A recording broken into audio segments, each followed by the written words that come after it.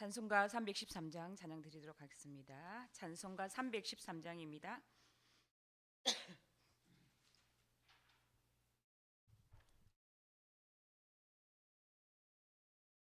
찬송가 313장입니다.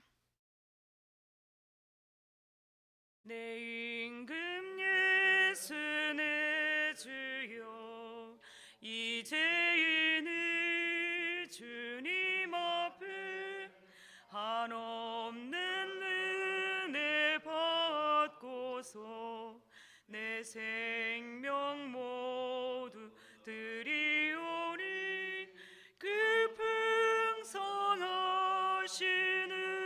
정을 주 내게 내려주소서.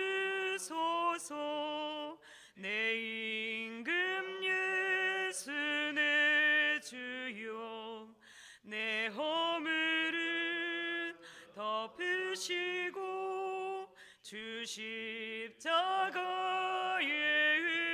흘리신 그 피를 믿는 마음 보사 내 중한 죄를 사하여 참 평안한 맘 주소서. 내 임금 예수 내 주여, 주 은혜에 감격하여 한없는 감사 찬송을 내 주님 앞에 드리오니, 내 마음과 정성 다하여 늘 기도하며 살리라. 내 임금 예수 내 주여, 이 마음과 이 천한 몸 그 보배 피로 값주고 주 친히 사신 것이오니, 나 이제 사나 죽으나 주 뜻만 따라 살리라. 아멘. 사도신경으로 신앙 고백 드리겠습니다. 나는 전능하신 아버지 하나님 전지의 창조주를 믿습니다. 나는 그의 유일하신 아들 우리 주 예수 그리스도를 믿습니다. 그는 성령으로 잉태되어 동정녀 마리아에게서 나시고 본디오 빌라도에게 고난을 받아 십자가에 못 박혀 죽으시고 장사된 지 사흘 만에 죽은 자 가운데서 다시 살아나셨으며 하늘에 오르시어 전능하신 아버지 하나님 우편에 앉아 계시다가 거기로부터 살아있는 자와 죽은 자를 심판하러 오십니다. 나는 성령을 믿으며 거룩한 공교회와 성도의 교제와 죄를 용서받는 것과 몸의 부활과 영생을 믿습니다. 아멘. 오늘 말씀은 호세아 2장 1절에서 13절 말씀입니다. 호세아 2장 1절에서 13절 말씀입니다. 한 절씩 교독하도록 하겠습니다. 너희 형제에게는 암미라 하고 너희 자매에게는 루하마라 하라. 너희 어머니와 논쟁하고 논쟁하라. 그는 내 아내가 아니요 나는 그의 남편이 아니라. 그가 그의 얼굴에서 음란을 제하게 하고 그 유방 사이에서 음행을 제하게 하라. 그렇지 아니하면 내가 그를 벌거벗겨서 그 낮은 날과 같게 할 것이요 그로 광야같이 되게 하며 마른 땅같이 되게 하여 목말라 죽게 할 것이며, 내가 그의 자녀를 긍휼히 여기지 아니하리니 이는 그들이 음란한 자식들임이니라. 그들의 어머니는 음행하였고 그들을 임신했던 자는 부끄러운 일을 행하였나니, 이는 그가 이르기를 나는 나를 사랑하는 자들을 따르리니 그들이 내 떡과 내 물과 내 양털과 내 삶과 내 기름과 내 술들을 내게 준다 하였음이라. 그러므로 내가 가시로 그 길을 막으며 담을 쌓아 그로 그 길을 찾지 못하게 하리니. 그가 그 사랑하는 자를 따라갈지라도 미치지 못하며 그들을 찾을지라도 만나지 못할 것이라. 그제야 그가 이르기를 내가 본 남편에게로 돌아가리니 그때의 내 형편이 지금보다 나았음이라 하리라.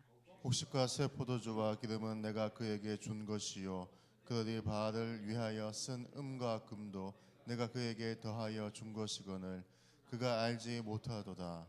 그러므로 내가 내 곡식을 그것이 익을 계절에 도로 찾으며 내가 내 새 포도주를 그것이 맛들 시기에 도로 찾으며 또 그들의 벌거벗은 몸을 가릴 내 양털과 내 삶을 빼앗으리라.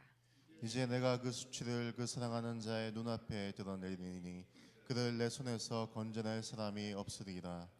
내가 그의 모든 희락과 절기와 월삭과 안식일과 모든 명제를 폐하겠고 그가 전에 이르기를 이것은 나를 사랑하는 자들이 내게 준 값이라 하던 그 포도나무와 무화과 나무를 거칠게 하여 수풀이 되게 하며 들짐승들에게 먹게 하리라. 같이 읽겠습니다. 그가 귀고리와 배물로 장식하고 그가 사랑하는 자를 따라가서 나를 잊어버리고 향을 살라 바알들 섬긴 실대로 내가 그에게 벌을 주리라. 여호와의 말씀입니다. 아멘. 자, 선지자 호세아는 미가와 또 이사야와 동시대의 하나님의 선지자로서 사명을 부여받은 사람입니다.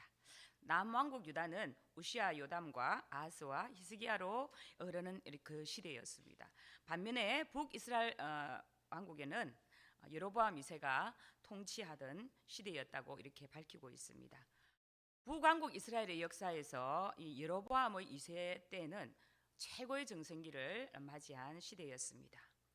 여로보암 왕이 죽고 난 후에 약 20년간 6명의 왕이 바뀌게 되는 무정부적 정치 상황과 이스라엘의 패망을 예언하고 있는 상태입니다. 이러한 시대의 상황에서 하나님께서 호세아를 부르시고 또 1장 1절과 또 3장 1절에 보면 호세아에게 음란한 여인 고멜과 사랑하여 결혼하고 또 그녀가 남편인 호세아의 품을 배반하고 떠나 다시 엄행하게 되었을 때에 그녀를 사랑하는 마음으로 다시 찾아가서 아내로 맞이하도록 명령을 받게 됩니다.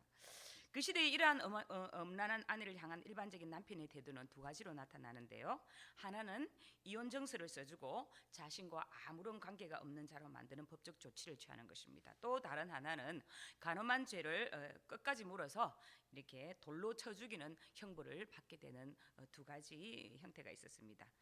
호세아서는 정조를 무가치한 것으로 여기고 음란한 생활을 하였던 이 고멜을 아내로 맞이하였을 뿐 아니라 결혼 후에도 계속적으로 부정한 짓을 저질렀음에도 불구하고 이를 용서하고 다시 집으로 데려온 호세아의 개인적인 삶을 바탕으로 하여서 용서할 수 없는 죄를 범한 부정한 백성들을 용서하시는 하나님의 사랑을 선포한 매우 독특한 연서이기도 합니다.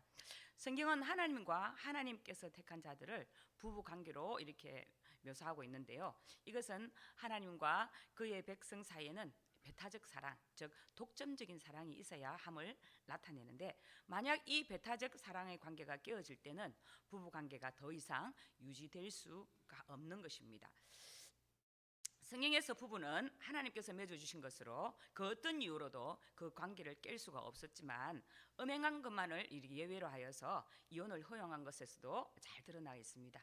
자, 그러나 본서에서는 이러한 원리마저 초월하는 하나님의 끝없는 사랑을 이렇게 묘사해주고 있습니다.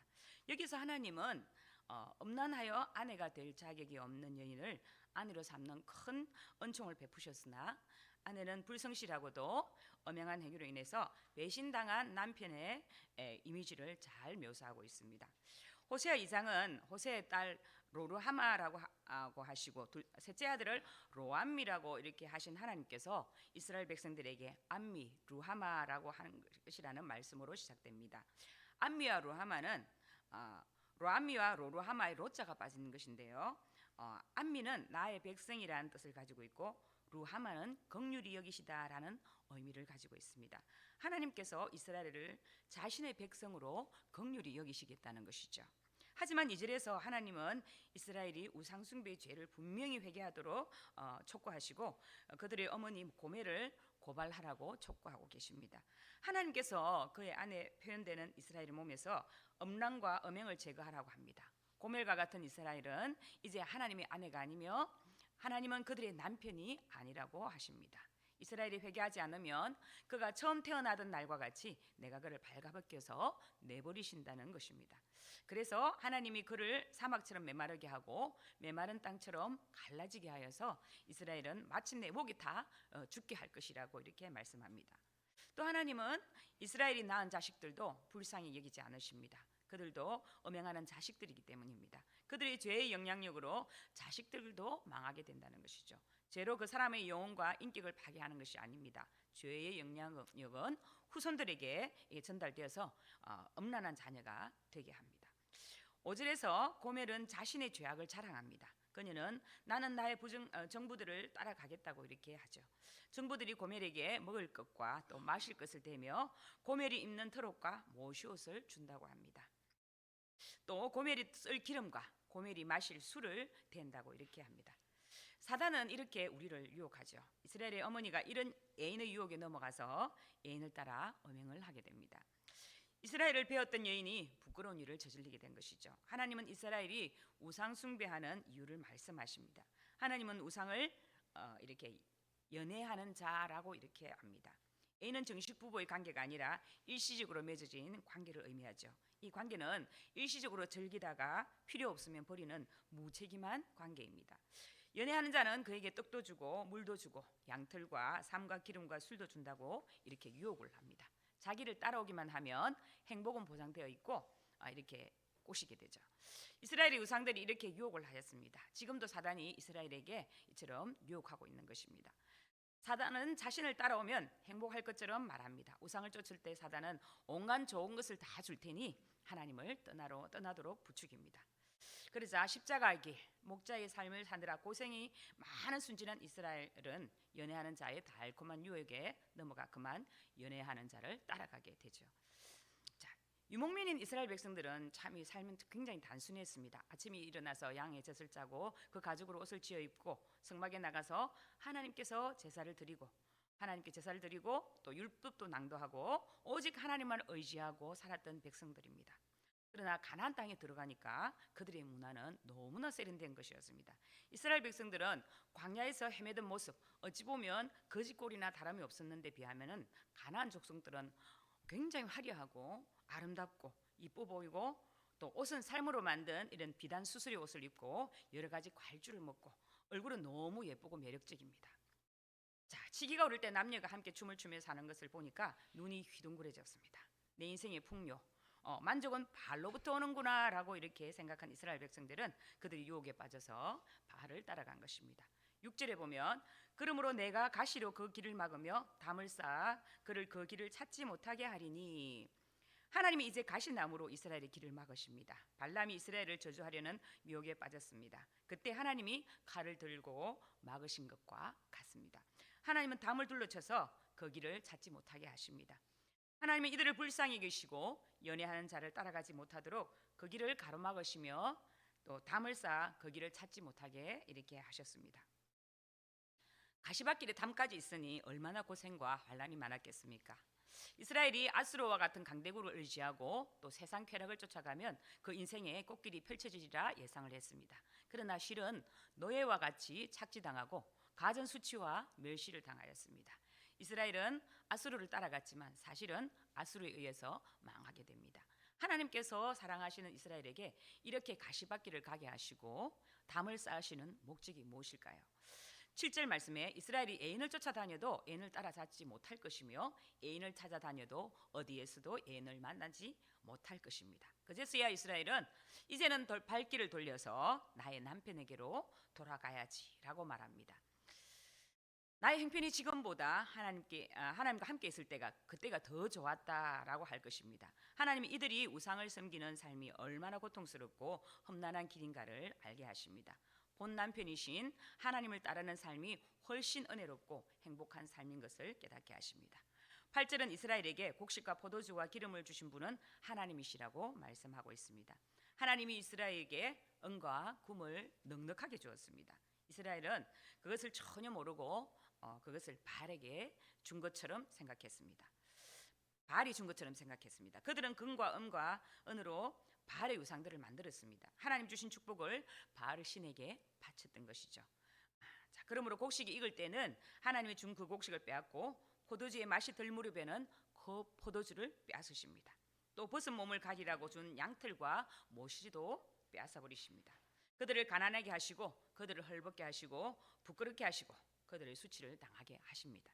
하나님 그들이 바알이 주었다고 생각하여 바알에게 바친 것을 다 황폐하게 하십니다. 그들이 풍요의 신 바알을 섬기지만 그들은 빈곤하게 됩니다.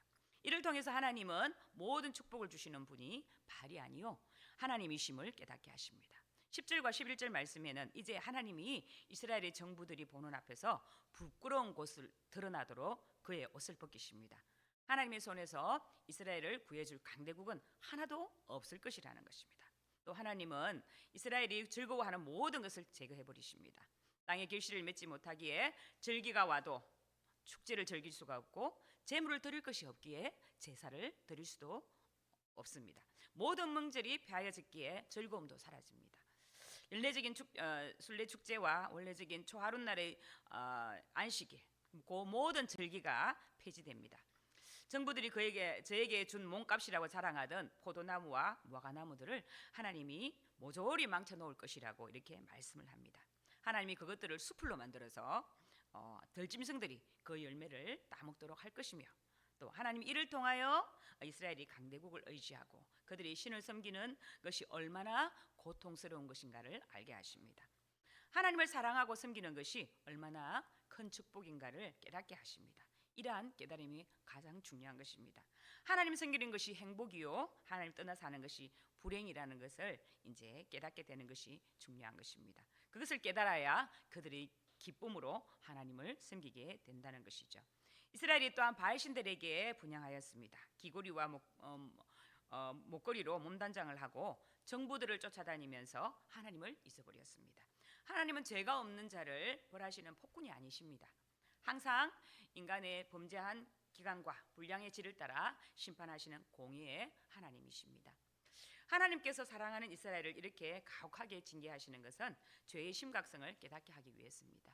죄를 회개하고 본 남편이신 하나님께로 돌이키게 하기 위해서였습니다.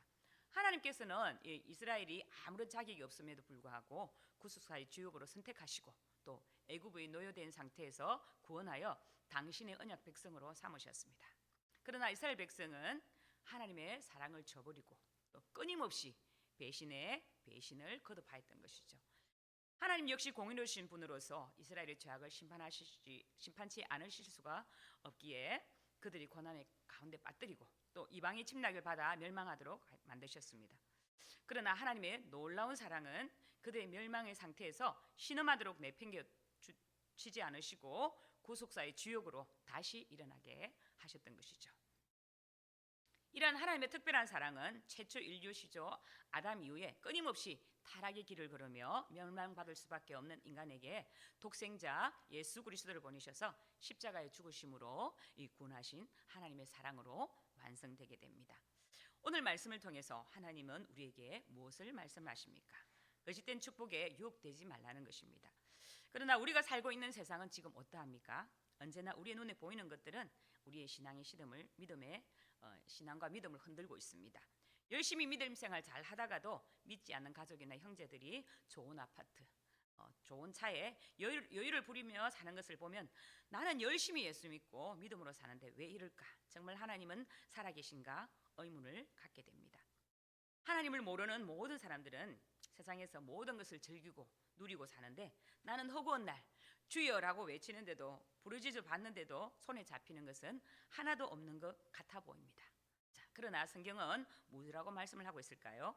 에베소서 1장 18절에서 19절 말씀을 보면 너희 마음의 눈을 밝히사 그의 부르심의 소망이 무엇이며 성도 안에서 그 기업의 영광의 풍성함이 무엇이며 그의 힘의 위력으로 역사하심을 따라 믿는 우리에게 베푸신 능력이 지극히 크심이 어떠한 것을 너희로 알게 하시기를 구하노라고 이렇게 말씀하고 있습니다.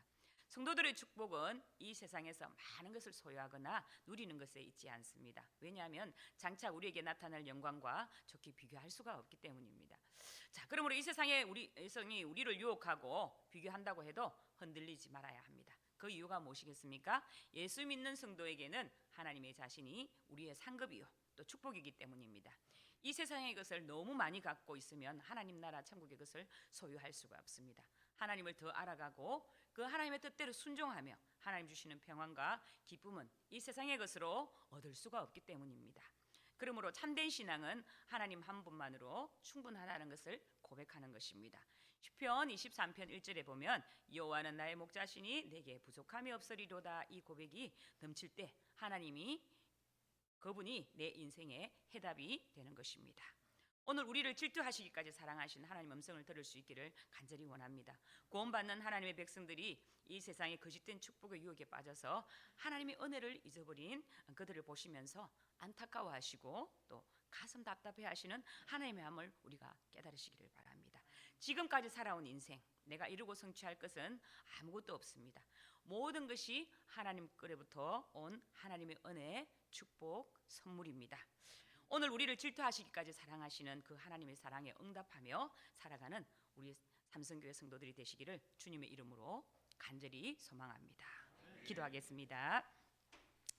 아버지 하나님, 오늘도 우리에게 귀한 말씀을 주셨습니다.